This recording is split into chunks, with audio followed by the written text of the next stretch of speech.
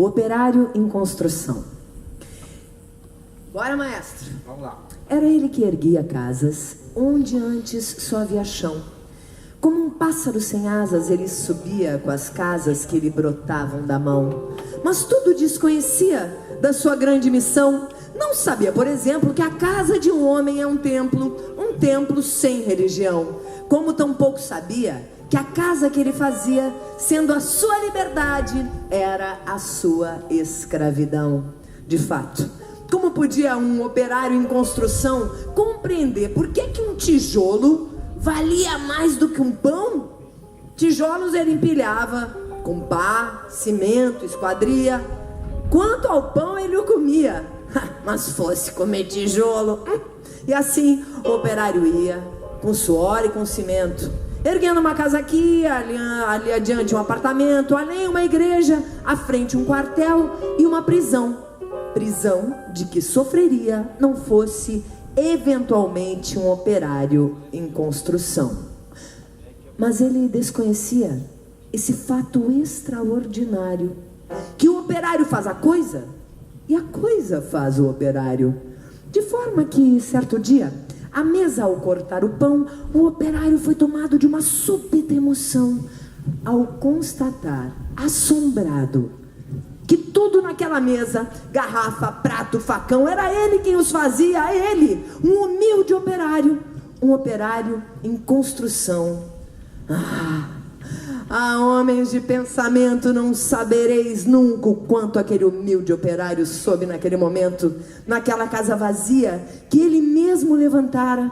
Um mundo novo nascia de que sequer suspeitava. O operário emocionado olhou sua própria mão, sua rude mão de operário em construção, e olhando bem para ela, teve uma segunda impressão de que não havia no mundo coisa que fosse mais bela. E foi dentro da compreensão desse instante solitário que tal sua construção cresceu também o operário. Cresceu em alto e profundo e largo e no coração. E como tudo que cresce, ele não cresceu em vão, pois além do que sabia exercer a profissão, o operário adquiriu uma nova dimensão, a dimensão da poesia. E um fato novo se viu, que a todos admirava. O que o operário dizia, outro operário escutava. E foi assim que o operário do edifício em construção, que sempre dizia sim, começou a dizer não. E aprendeu a notar coisas a que não dava atenção. Notou que a sua marmita era o prato do patrão, que a sua cerveja preta era o uísque do patrão, que seu macacão de Zuarte era o terno do patrão, que o casebre que morava era a mansão do patrão, que seus 2 pés andarilhos eram as rodas do patrão, que a dureza do seu dia era a noite do patrão, que a sua imensa fadiga era amiga do patrão. E o operário disse não. E o operário fez-se forte na sua resolução. Como era de se esperar, as bocas da delação começaram a dizer coisas aos ouvidos do patrão, mas o patrão não queria nenhuma preocupação. Convençam-no do contrário, disse ele sobre o operário. E ao dizer isso, ele sorria. Dia seguinte, o operário, ao sair da construção, viu-se de súbito cercado dos homens da delação e sofreu, por destinado sua primeira agressão. Teve o seu rosto cuspido, teve o seu braço quebrado, mas quando foi perguntado, o operário disse: em vão sofrer o operário sua primeira agressão.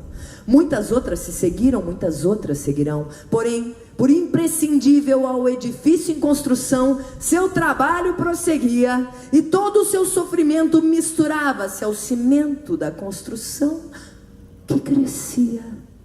Sentindo que a violência não dobraria o operário, um dia tentou o patrão dobrá-lo de modo vário, de sorte que o foi levando ao alto da construção, e no momento do tempo mostrou-lhe toda a região, e apontando-a ao operário, fez-se-lhe essa declaração: dar-te-ei todo esse poder e a sua satisfação, porque a mim me foi entregue, e dou a quem bem quiser.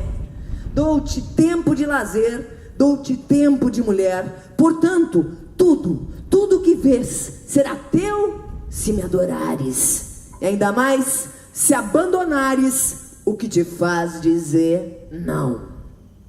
Disse, e ficou fitando o operário que olhava, que refletia, mas o que via o operário, o patrão jamais veria.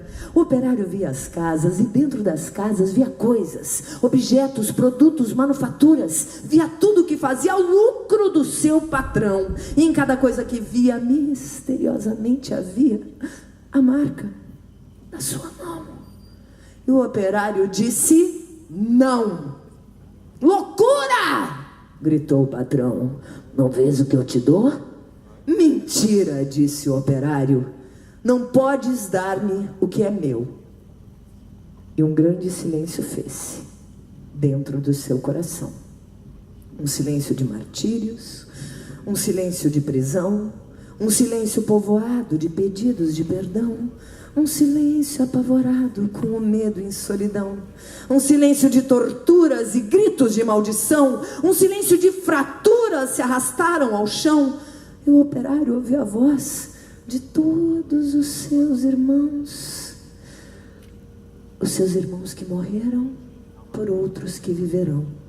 Uma esperança sincera cresceu no seu coração, e dentro da tarde mansa agigantou-se a razão de um homem pobre e esquecido, razão porém que fizera em operário construído o operário em construção. Esse mundo tá perdido, isso ninguém pode negar. Então junta todo mundo que é pro mundo melhorar. Então junta todo mundo que é pro mundo melhorar.